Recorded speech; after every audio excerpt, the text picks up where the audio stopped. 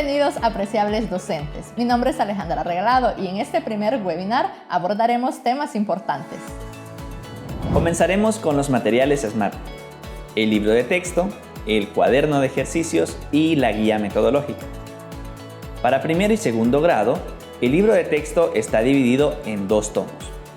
Por ejemplo, para primer grado, el tomo 1 contiene hasta la unidad 5 y el tomo 2 contiene desde la unidad 6 hasta la unidad 11. También tenemos los tomos 1 y 2 para segundo grado. En el caso de primer y segundo grado no se cuenta con un cuaderno de ejercicio porque dentro del libro está la sección Resuelve en casa que hace el papel de la tarea. Además, los libros de texto de primer y segundo grado están diseñados para que el estudiante escriba y dibuje sobre él. En ellos podemos encontrar parte del texto en gris para que el estudiante repinte. En el caso de tercero a noveno grado sí se cuenta con un cuaderno de ejercicio que es la tarea en casa. Finalmente, la guía metodológica incluye las páginas del libro de texto así como la solución a los ejercicios, sugerencias metodológicas, entre otras. También se anexan las evaluaciones por unidad y trimestre. Las guías metodológicas para todos los grados están divididas en 2 tomos y estas son para el uso del docente. En cambio, el libro de texto y el cuaderno de ejercicios son para uso del estudiante. En algunos libros de texto y guías metodológicas podremos encontrar al final algunas páginas con recortables que son útiles en el desarrollo de las clases. El aprendizaje activo se produce a través del análisis, la asimilación y la comprensión de las diferentes situaciones propuestas en la clase. Podemos observar aprendizaje activo cuando el estudiante resuelve los ejercicios propuestos en el libro de texto de forma individual. A esto le llamamos aprendizaje individual. También al compartir las soluciones en pareja o explicar a otros compañeros. A esto le llamamos aprendizaje interactivo. Inicialmente es importante procurar el trabajo individual para que el estudiante resuelva el problema por su cuenta y desarrolle sus propias estrategias. Posteriormente puede compartir estas estrategias y soluciones con sus compañeros a través del trabajo interactivo. La estrategia propone garantizar al menos 20 minutos de aprendizaje activo con el libro de texto. Estos 20 minutos se pueden acumular durante toda la clase, una parte en el analiza, otra en la solución y otros en la parte de la sección resuelve. Aquí es importante mencionar que el primer ítem de la sección resuelve se corresponde con el indicador de logro, por lo que es importante que el estudiante lo resuelva de manera individual. Es decir, no es necesario resolver todos los ejercicios, sino garantizar que sea el estudiante quien los resuelva. Todo esto a lo largo de las 160 horas de clase. Además, se proponen 20 minutos de trabajo en casa, utilizando el cuaderno de ejercicios. Para garantizar el aprendizaje y el tiempo de aprendizaje activo, es importante el rol del docente, que sea facilitador del proceso, que guíe en la búsqueda de soluciones a las situaciones propuestas, que oriente el desarrollo del conocimiento y que proporcione el espacio para que sea el estudiante el principal actor de sus aprendizajes. Pero, ¿cuándo se evidencia la asistencia apropiada del docente? Cuando, por ejemplo, se plantea la consigna de forma concisa. Es decir, cuando se proporcionan las indicaciones de forma clara y breve. Por ejemplo, si la actividad se realizará de forma individual o grupal. También es necesario que haya una claridad en la actividad a resolver. Cuando garantiza el tiempo de aprendizaje activo, es decir, que permite al estudiante plasmar sus ideas y además da el espacio para compartir las estrategias de solución. Además, cuando observa y orienta el proceso de aprendizaje. La idea es observar al estudiante mientras intenta resolver el problema, para poder así identificar posibles dificultades o necesidades, para luego poder reorientar la actividad y ayudarle, pero con el cuidado de no proporcionar la solución del problema. Es importante generar hábitos de autocorrección, es decir, proporcionarle al estudiante un criterio de verificación de la solución de los ejercicios. En ese sentido, cuando estamos revisando los ejercicios que han resuelto, es importante darle pistas de dónde tiene el error y no simplemente indicarle que lo haga nuevamente. Entonces, indicamos dónde está el error y el estudiante lo corrige o lo realiza nuevamente. Ahora me gustaría hablar un poco sobre los pasos que se siguen usualmente en el desarrollo de una clase. En ocasiones necesitamos recordar procesos, propiedades o conceptos claves que utilizaremos más adelante en la clase. Cuando es así, comenzamos con la sección Recuerda. En nuestro libro de texto encontramos actividades con este fin en algunos contenidos.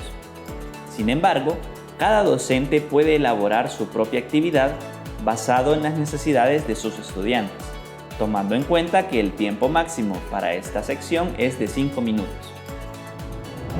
El siguiente paso es el analiza, donde se presenta el problema inicial en el cual se basa la clase. El docente escribe en la pizarra el analiza resumido. Si el estudiante tiene todo el tiempo el libro de texto, no es necesario que lo escriba en su cuaderno de apuntes. El docente media el análisis y la lectura del problema inicial, asegurándose de que todos lo comprendan. Enfatiza los puntos importantes y los datos. Es necesario que el estudiante participe en el análisis y la lectura del problema, expresando lo que ha comprendido sobre él. Para este paso se tienen asignado 10 minutos. Luego pasamos al soluciona. En el soluciona es clave que invites a tus estudiantes a que resuelvan el problema por su cuenta. Tu tarea será recorrer el salón identificando las soluciones y estrategias que siguen tus estudiantes. Esto será útil posteriormente al momento de socializar y concluir. Luego, el docente modera la socialización de las soluciones, de manera que tú procures compartir la mayor cantidad de soluciones distintas. Además, puedes leer la solución del libro de texto. El tiempo destinado para esta sección son 10 minutos. Luego escribes la solución en la pizarra. Si bien el estudiante ya ha escrito su solución en el cuaderno, si esta solución no es correcta, es necesario que copie la solución correcta en su cuaderno. Alejandra, ¿qué tal si nos cuentas sobre el siguiente paso? Muy bien. El siguiente paso es la sección Comprende, en donde el docente se apoya del libro de texto. Pueden realizarse preguntas para reforzar. Esta parte no se copia en el cuaderno de apuntes porque los estudiantes ya la tienen en el cuaderno de ejercicios. Ahora, para finalizar la clase, pasamos a la sección Resuelve. Acá es importante que los estudiantes resuelvan el primer ejercicio de esta sección de problemas. Además, en este momento de la clase volvemos a recorrer el salón para brindar a los estudiantes el apoyo necesario, por ejemplo, brindando observaciones, resolviendo sus dudas, etc.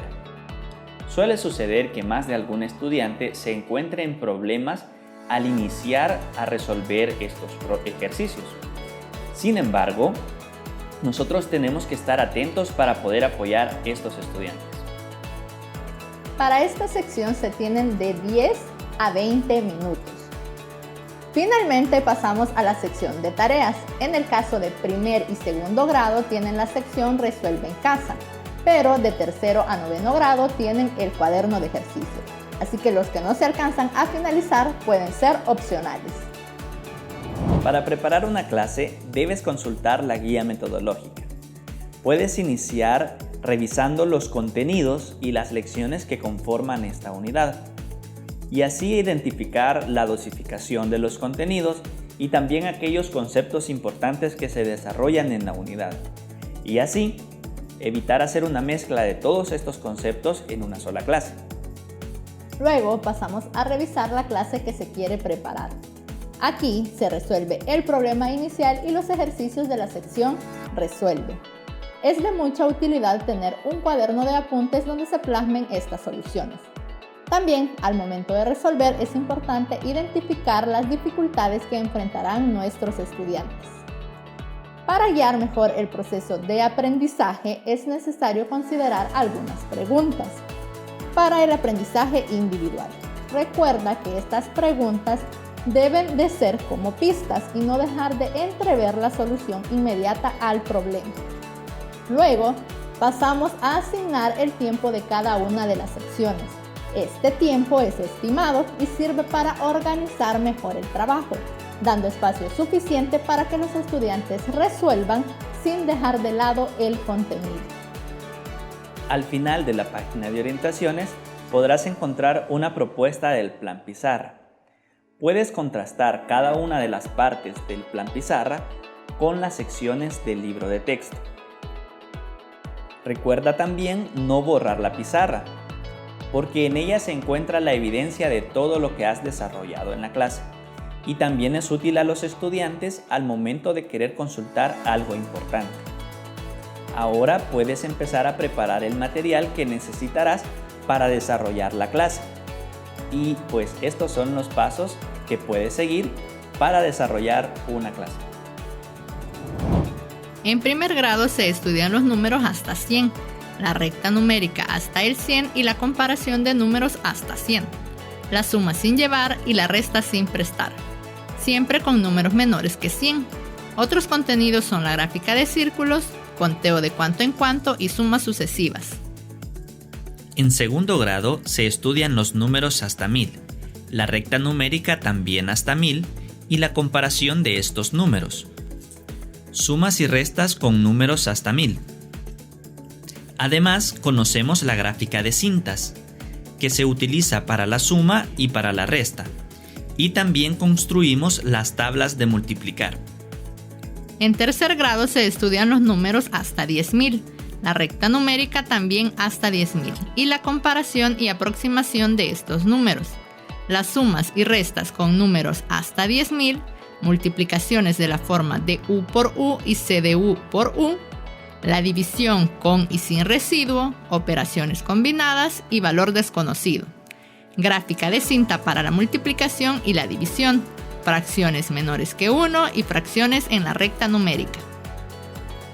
Podemos observar que en los 3 grados hay contenidos comunes como por ejemplo suma y resta, recta numérica, etc.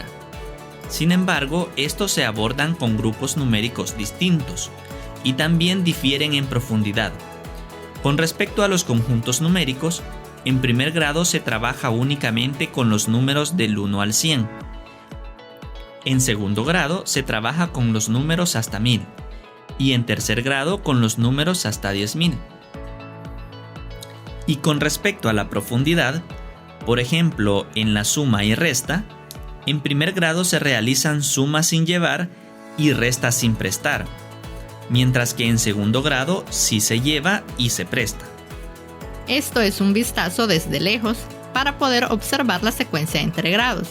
Sin embargo, podemos acercarnos un poco más y observar que el patrón se cumple igual cuando analizamos la secuencia de un grado solamente.